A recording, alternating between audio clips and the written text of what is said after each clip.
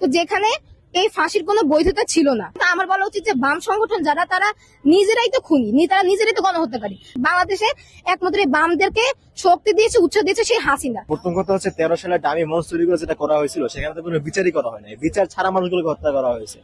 কিন্তু বারবার অন্য ছাত্র সংগঠনরা, অন্য রাজনীতিবিদরা যে এই রাজাকার ট্যাগ দিয়ে যে এগিয়ে যাচ্ছে, এটা আসলে কোনো ভিত্তি নেই। এখন জানতে পারছি নতুন প্রজন্ম এটা জানুক, আর যারা বেশি ইয়াং স্টুডেন্ট তারা এগুলো জানুক, এবং এই কারণে শিবিরকে একটা আলাদা স্যালুট দিতে চাই যে তারা ওই ছবিটা সরানোর পরও একটা দারুণ উপস্থাপনা আমাদের সামনে তুলে ধরেছে। শিবিরের এটা অনেক ব্রিলিয়েন্ট মুভ ছিল, কারণ তারা চাইলেই বাম সংগঠনের সাথে একটা সংঘাতে জড়াতে পারতো, কিন্তু তারা সেটা না করে ওই টিট ফর ট্যাট যেটাকে বলে, তারা তাদের বুদ্ধিমত্তার মাধ্যমে সেটা পরিচয় দিয়েছে। কারণ দেখুন, আমরা আসলে এই 50 বছর ধরে কিন্তু আমাদের বাংলাদেশের মুক্তিযুদ্ধের যে রিয়েল যে ইতিহাস, ওটা আমাদেরকে ভুলে রাখা হয়েছে। হাসিনা 17 বছর ধরে যারাই হাসিনার বিরুদ্ধে কথা বলতে চেয়েছে তাদেরকে রাজাকার ট্যাগ দিয়ে, জঙ্গি ট্যাগ দিয়ে, যুদ্ধাপরাধী ট্যাগ দিয়ে তাদেরকে দমিয়ে রাখা হয়েছে। ইভেন এই জামাতের শীর্ষ যেসব নেতাদেরকে ফাঁসি দেওয়া হয়েছিল, তাদের বিরুদ্ধে সব অভিযোগ আনা হয়, কোনোটা কিন্তু প্রমাণ পায়নি। এমন ভুয়া প্রমাণ দিয়ে হাসিনা এগুলো একটা জনগণের মানে শাহবাগীদের উস্কানিতে পড়ে তার যাতে মসনদের কোনো ক্ষতি না হয়, কারণ যেহেতু সেই সব নেতারা হাসিনার বিরুদ্ধে কথা বলতো, সত্যিটা তুলে ধরতো, তাদেরকে দমানোর জন্য হাসিনা কোন রকমের বিচারিক হত্যাকাণ্ডের মাধ্যমে তাদেরকে ফাঁসি দিয়ে দেয়। তাহলে এই ফাঁসির বৈধতা কতটুকু, এটা আমরা বাংলাদেশের জনগণ সবাই জানি। তো এটা ফাঁসি না হয়ে আমাদের তো বলা উচিত যে শেখ হাসিনা তাদেরকে খুন করেছে। তো সেই খুন করা থেকে যখন ছাত্র শিবির তাদের এই ছবিগুলো টানালো, তারা আসলে তো এখানে এগুলো বুঝতে চেয়েছিল যে বিগত 17 বছরে যেসব আলেম ওলামারা বা যেসব মানুষগুলো হাসিনার প্রশ্নালের শিকার হয়েছিল, তাদেরকে যে কিভাবে বিনা কারণে কোনো প্রমাণ ছাড়া এভাবে ফাঁসি দেওয়া হয়েছে, সেটা জাতির তুলে ধরার জন্য তারা হচ্ছে এটা সবার সামনে প্রদর্শন করেছে। কিন্তু ওই তথাকথিত বাম সংগঠন এটা সহ্য করতে পারেনি। কেন? কারণ আপনারা দেখবেন যে সেই 2013 সালে 5ই মে যে শাপলা হত্যাকাণ্ড হয়েছিল, এটার মূল ছিল সেই শাহবাগী বা তথাকথিত বাম সংগঠন। তাদের উস্কানিতে, তাদের প্ররোচনায় হাসিনার মসনদ ক্ষমতা আরো বেশি নম্বর হয়েছিল। তো যেখানে এই ফাঁসির কোনো বৈধতা ছিল না, এটা কোনো একদম সলিড প্রুফ ছিল না যে তারাই হচ্ছে যুদ্ধপরাধ করেছে নাকি করে নাই। তো সেখানে বাম সংগঠনদের এসে তারা সমানে রাজাকার, জঙ্গি, পাকিস্তানি ট্যাগ বলে দিয়ে যাচ্ছে। তো সেখানে তো আমার বলা উচিত যে বাম সংগঠন যারা তারা নিজেরাই তো খুনি, তারা নিজেরাই তো গণহত্যাকারী। কারণ তারা 2013 সালে 5ই মে হাসিনাকে যেই উস্কানি দিয়েছিল, যে প্ররোচনা দিয়েছিল, সেই উস্কানিতে হাজার হাজার নিরীহ হুজুর আলেম গণহত্যা করেছিল রাতের অন্ধকারে। অথবা জামাতের বা হেফাজতে ইসলামের বা ইসলামী সংগঠন যেসব রাজনৈতিক দলগুলো আছে, তাদের শীর্ষ নেতাদেরকে এইভাবে ফাঁসিতে ঝুলানো হয়, হত্যাকাণ্ড করা হয়। তাহলে আমাদের শুধু এটা আমার না, আমরা সাধারণ শিক্ষার্থীরা আসলে জানি যে বর্তমানে এখন বাম সংগঠনরা চাচ্ছে কি, তাদের সেই রাজাকার, জঙ্গি বা পাকিস্তান পন্থী ট্যাগ ছাড়া আর কোন রাজনীতি আপনারা দেখতে পারবেন না। ইভেন তারা জাস্ট পেয়েছে এটা ধরে তারা সামনে এগিয়েছে। এটা থেকে যদি আপনারা ওদেরকে বাইর হতে চান, ওদের রাজনীতির আসলে আর কিছুই নেই।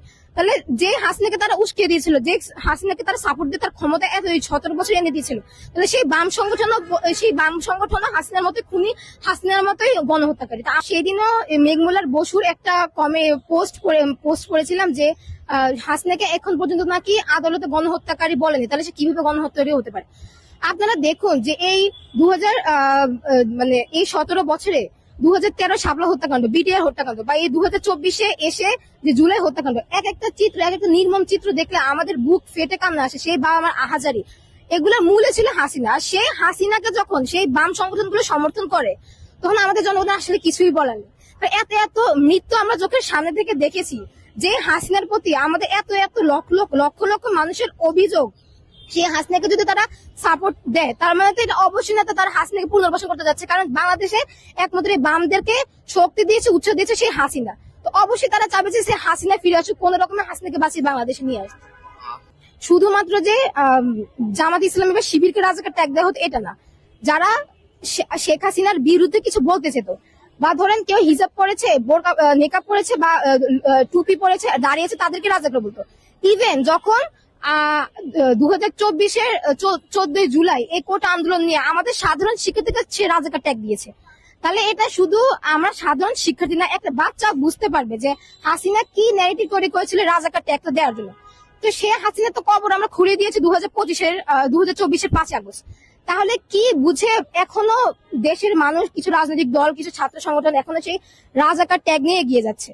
এখান থেকে বাংলাদেশ ইসলামী ছাত্র শিবির বা জামাত ইসলামী এই ট্যাগিং বা রাজাকার যে যে ন্যারেটিভ তারা তাদের জায়গা থেকে ক্লিয়ার করেছে, কিন্তু বারবার অন্য ছাত্র সংগঠনরা, অন্য রাজনীতিবিদরা যে এই রাজাকার ট্যাগ দিয়ে যে এগিয়ে যাচ্ছে, এটা আসলে কোনো ভিত্তি নেই। এখন আমরা যদি পূর্বের অতীত নিয়ে এখন বর্তমানে এগিয়ে যেতে চাই, তাহলে পূর্বে তো আওয়ামী লীগও মুক্তিযুদ্ধে একটা বড় একটা অংশ ভূমিকা ছিল, তাহলে তাকে কেনই বা এখন নিষিদ্ধ করা হলো, এটাও আমাদের প্রশ্ন। তো আপনারা যেহেতু জামাত শিবির এখন বর্তমানে পজিটিভ একটা দিকে এগিয়ে যাচ্ছে, তাদের এই কাজগুলো সকলের ক্ষেত্রে প্রশংসা পাচ্ছে, তো আপনারা সেই প্রশংসাগুলো নিজেরা সহ্য করতে না পেরে সেই ঘুরে ফিরে এক রাজাকার পাকিস্তানি জঙ্গি বলে ট্যাগ দিয়ে তাদেরকে আন্ডারভ্যালু করতে চাচ্ছেন। তাহলে আমরা এটা বলতে চাই যে আপনারা যদি পারেন তাহলে রাজাকার বাদ দিয়ে অন্য কোনো নিন্দা যদি জানাতে পারেন বা অন্য কোনো দোষ যদি ধরে আগাতে পারেন তাহলে ওটা ভালো। বাট রাজাকার জঙ্গি পাকিস্তান এগুলো খুবই পুরনো হয়ে গেছে, আর বাংলাদেশের মানুষও জানে যে আসলে এই রাজাকারটা কে ন্যারেটিভ করেছিল। তো আপনারা এটা নিয়ে যদি সামনে আগাতে চান, এটা অবশ্যই আপনাদের ভুল হবে। প্রথম বিষয় হচ্ছে, যেই ছবিগুলো টানানো হয়েছিল সেগুলো শিবির এখানে দেখিয়েছিল হাসিনা যে বিচার বর্বিত হত্যাকাণ্ড ঘটিয়েছিল তার নমুনা হিসেবে। তো আমরা দেখতে পেলাম যে মব সৃষ্টি করে কিছু লোকের ছবিগুলো নামিয়ে দিয়েছে। এখানে আমার কাছে প্রথমত দুইটা বিষয় মনে হয়। প্রথম কারণ মনে হয় যে তারা উস্কানি দিয়ে কোনো একটা বিতর্কিত কর্মকাণ্ড করার মাধ্যমে ক্যাম্পাসের পরিবেশ নষ্ট করে ডাকসুকে বাঞ্ছা করতে পারে, এটা আমার প্রথম সন্দেহ মনে হচ্ছে।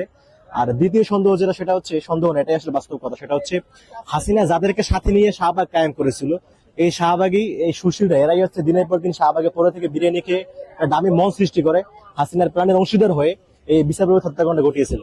এখন শাহবাগের বিচার হলে এরা ফেসে যাবে। এরা নিজে থেকে দায় মুক্তি দেওয়ার জন্য ৭১কে সামনে এনে ঢাল হিসেবে সামনে এনে এরা হচ্ছে হাসিনার বিচার বিরোধী হত্যাকাণ্ডকে বুঝা দেওয়ার চক্রান্ত করছে। এভাবে দেখছি বিষয়টা। পুরোপুরি এখন না, বাম না, বামদের ভিতরে যারা ওই সময় হাসিনাকে সহায়তা করেছিল এবং যারা হচ্ছে হাসিনাকে প্যাট্রোনাইজ করে হাসিনার প্রাণের অংশীদার হয়ে শাহবাগ কায়েম করে মানুষগুলোকে হত্যা করেছিল, তারা এখন নিজে থেকে দায় মুক্তি দেওয়ার জন্য ৭১কে সামনে নিয়ে আসছে। এটা স্পেসিফিক বাম, সকল বাম না, বামদের যে অংশটি অপরাধের সাথে জড়িত আমরা তাদের ব্যাপারে বলতেছি। স্বাধীনতার যুদ্ধ ৭১, এটা আমাদের একটা গৌরবান্বিত অধ্যায়। এই অধ্যায়ের সাথে যারা বিক্রি করেছে আমরা তাদের বিচার চাই, তবে সেটা হতে হবে অবশ্যই সুষ্ঠ তথ্য প্রমাণের ভিত্তিতে। যে রাজাকার তথ্য প্রমাণিত হবে তাকে অবশ্যই রাজাকার বলবে, যাতে থেকে আজীবন ঘৃণা করবে। বাট কোন মানুষ যে আসলে অপরাধী না, বাট তাকে রাজনৈতিক উদ্দেশ্যে প্রতিপক্ষকে ঘায়াল করতে গিয়ে যদি তাকে রাজাকার ট্যাগ দেওয়া হয়, এটা আমরা মেনে নিব না। প্রথম কথা হচ্ছে 13 সালে ডামি মঞ্চ তৈরি করে যেটা করা হয়েছিল সেখানে তো কোনো বিচারই করা হয় না, বিচার ছাড়া মানুষগুলোকে হত্যা করা হয়েছে। তো আমি মনে করি এই বিচারটা পুনরায় করা দরকার। এবং এখন তো হচ্ছে হাসিনা সেই স্ট্রাকচার নাই, এখন তো আমরা মনে করি নিরপেক্ষ আদালতের মাধ্যমে তথ্য প্রমাণ সাপেক্ষে এই বিচারটা এখন করা দরকার, যে আসলে তারা রাজাকার ছিল নাকি তাদেরকে রাজাকার ট্যাগ দিয়ে হত্যা করা হয়েছে হাসিনার বিরোধী দমনের চক্রান্ত হিসেবে। এটা এমন করে এখন পুনঃ তদন্ত হওয়া দরকার। আসলে সত্যি কথা বলতে এই সরকার থেকে আমাদের অনেক কিছু প্রত্যাশা ছিল, কিন্তু এই সরকার যে দিনের পর দিন সুশীল আচরণ দেখাচ্ছে, এনজিও মার্কা সরকার প্রমাণ করতেছে, এই জায়গা থেকে তাদের প্রতি আমাদের ওই আস্থাটা নাই। আমরা চাই নির্বাচনের পরে যারা নির্বাচন সরকার আসবে তারা এই ব্যাপারটা হ্যান্ডেল করলে ভালো হবে। আমি আসলে একজন বাংলাদেশের সাধারণ নাগরিক হিসেবে মনে করি যে দীর্ঘ স্বাধীনতার ৫৪ বছর পরেও বাংলাদেশের প্রকৃত ইতিহাস নানাভাবে আমাদেরকে জানতে দেওয়া হয়নি এবং বিভিন্নভাবে বিকৃত ইতিহাস আমাদের কাছে উপস্থাপন করা হয়েছে। তারই ধারাবাহিকতায় প্রকৃত ইতিহাস এবং স্বাধীনতার মূল যেই ধারণাগুলো এবং বাংলাদেশ প্রেম মূলত যারা লালন করে, তারা এই স্বাধীনতার সঠিক ইতিহাস এবং তাদের নিজেদের চিন্তা চেতনা বাংলাদেশের মানুষের কাছে এত সুন্দরভাবে উপস্থাপন করতে পেরেছে দেখে সত্যি আমি অভিভূত। আমি মনে করি বাংলাদেশ ইসলামী ছাত্র শিবির প্রকৃতপক্ষেই একটা মার্জিত, সভ্য এবং শিক্ষিত আদর্শিক একটা সংগঠন। প্রকৃত অর্থেই তাদেরকে আমি ধন্যবাদ জানাই। বাংলাদেশ ইসলামী ছাত্র শিবিরকে এবং জামাত ইসলামকে যেভাবে এই ৫৪ বছরে প্রেজেন্ট করা হয়েছে, তাতে বাংলাদেশের বিকৃত ইতিহাসই আমরা জেনেছি। অথচ গোলাম আজম সম্পর্কেও আমরা জানি উনি ভাষা আন্দোলন থেকে শুরু করে বিভিন্ন আন্দোলন সংগ্রামে নেতৃত্ব দিয়েছেন, তখন তিনি খারাপ ছিলেন না কারোর কাছে। নিজামী তার মতো একজন মানুষ, যিনি বাংলাদেশে একবার শিল্পমন্ত্রী ছিল, আপনারা জানেন, তার কোনো ধরনের দুর্নীতির ছিটে ফোঁটা পাওয়া যায়নি, অথচ তাকে ২০১২ সালের মানবতা বিরোধী মামলায় আসামি করে নতুন করে যে বিচারিক ট্রায়ালের মাধ্যমে, এটাকে বলা যায় মব জাস্টিসের মাধ্যমে যে হত্যা করা হয়েছে, এটা আমরা প্রকৃতপক্ষেই বাঙালিরা জানতে এখন বুঝতে পারছি। এবং সাধারণ শিক্ষার্থী যারা এখন বর্তমানে বাংলাদেশে একটা মেজরিটি পার্সেন্ট ইয়াং যুব সমাজ, তারা এটাকে বিলং করে। বাংলাদেশের প্রকৃত ইতিহাস কারা বাংলাদেশের প্রকৃত অর্থেই ভালোবাসে আপনারা জানেন। ভালোবাসার রাজনীতি শুধু মুখে এবং খাতা কলমে প্রচারণায় আমাদেরকে দেখানো হয়েছে। প্রকৃতপক্ষে আমরা দেখেছি ২৪-এ বাংলাদেশ থেকে কারা আসলে পালিয়ে গেছে, অথচ ৫৪ বছরে আমরা আজও দেখিনি জামাত কিংবা শিবিরের কোনো লোক পাকিস্তানে পলায়ন করেছে কিংবা ভারতে কিংবা অন্য কোনো দেশে। সুতরাং আমরা সাধারণ মানুষ হিসেবে এটা বুঝতে পারি বাংলাদেশ ইসলামী ছাত্র শিবির যে উদ্যোগ নিয়ে মানুষকে জানানোর সুযোগ করে দিয়েছে, এই 24 জুলাই আন্দোলনের যে প্রকৃত ইতিহাস, এটার মাধ্যমে আমি সহ আরো যারা আমার মতো সাধারণ মানুষ আছে সবাই সঠিক তথ্য পাবে এবং বাংলাদেশের ইসলামী রাজনীতির যে পরিচ্ছন্ন ধারণা এবং ইসলামী রাষ্ট্র কেন দরকার, এই শিবিরের এই প্রচারণার মাধ্যমে মূলত পক্ষে আমরা সঠিক তথ্যটা জানতে পারবো এবং এই দেশের সাধারণ মানুষ, বিশেষ করে ঢাকা বিশ্ববিদ্যালয় সহ আশেপাশের যতগুলো বিশ্ববিদ্যালয় আছে সকল বিশ্ববিদ্যালয়ের শিক্ষার্থীরা নতুন প্রজন্ম সঠিক ইতিহাস জানবে এবং প্রকৃত বাংলাদেশ প্রেম বুকে লালন করেই এগিয়ে যাবে। তার একটা ছোট্ট এবং সুন্দর একটা পরিবেশনা আমরা আজকে দেখলাম। আমরা দেখছি তাৎক্ষণিকভাবে এই চিত্রটা তারা চেঞ্জ করে ফেলেছে। আসলে সেক্ষেত্রে তাদের বুদ্ধিমত্তার পরিচয়টা আসলে কেমন হয়েছে? না, অবভিয়াসলি, কারণ যেই ছবিগুলো নিয়ে বিতর্ক উঠেছিল কিছু শাহবাগী বামেরা, আপনারা জানেন এই শাহবাগ চত্বর থেকে যেই বিচারিক ট্রায়াল, মানে কি বলা যায় এটাকে, মানে বিচারের নামে প্রহসনের যে সূচনা আব্দুল কাদের মোল্লা রায়ের মাধ্যমে, যেটাকে কলঙ্কিত করে বাংলাদেশের ইতিহাস সারা পৃথিবী থেকে এটা ধিক্কার আসছিল যে এটা কোনো বিচার হতে পারে না। কারণ আপনি যদি আদালতের বিচার মানেন তাহলে তো সবগুলোই মানতে হবে।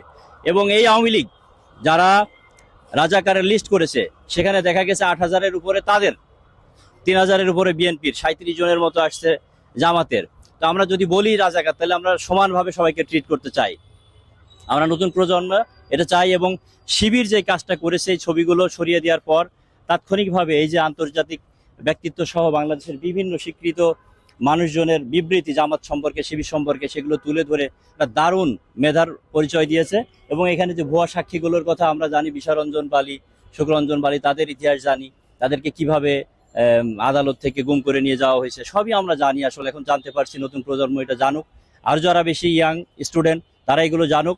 এবং এই কারণে শিবিরকে একটা আলাদা স্যালুট দিতে চাই যে তারা ওই ছবিটা সরানোর পরও একটা দারুণ উপস্থাপনা আমাদের সামনে তুলে ধরেছে। সত্যি কথা বলতে কি, আমরা এই বাংলাদেশটাকে প্রকৃত অর্থেই আমাদের প্রাণের বাংলাদেশ হিসেবে দেখতে চাই। দুর্নীতিমুক্ত, চাঁদাবাজ মুক্ত, শোষণ মুক্ত, জুলুম মুক্ত, ফ্যাসিজম মুক্ত আমার বাংলাকে আমি আমার মতো করে দেখতে চাই, যেখানে কোনো ধরনের অনাচার, অবিচার, নির্যাতন থাকবে না। আমি এই ধরনের বাংলাদেশকে বিলং করি এবং এই ধরনের বাংলাদেশ প্রেম আমার মধ্যে আছে। আমি এই ধরনের বাংলাদেশই দেখতে চাই। আমি দেখতে চাই না দেশপ্রেমের নামে কোনো ধরনের চাঁদাবাজি, সন্ত্রাসী এবং নিজেরা ফ্যাসিবাদ কায়েম করে এই দেশটাকে আবারও কোনো নিজে একটা দলের গণ্ডিতে জিম্মি করে ফেলা, এই ধরনের বাংলাদেশ আমরা দেখতে চাই না। আমরা সত্যিকার অর্থেই এই দেশে যত ধর্ম, বর্ণ, জাতি, বর্ণের মানুষ আছে সবাই মিলে এই দেশটাকে একটা সুন্দর বাংলাদেশ হিসেবে দেখতে চাই। আপনাকেও ধন্যবাদ।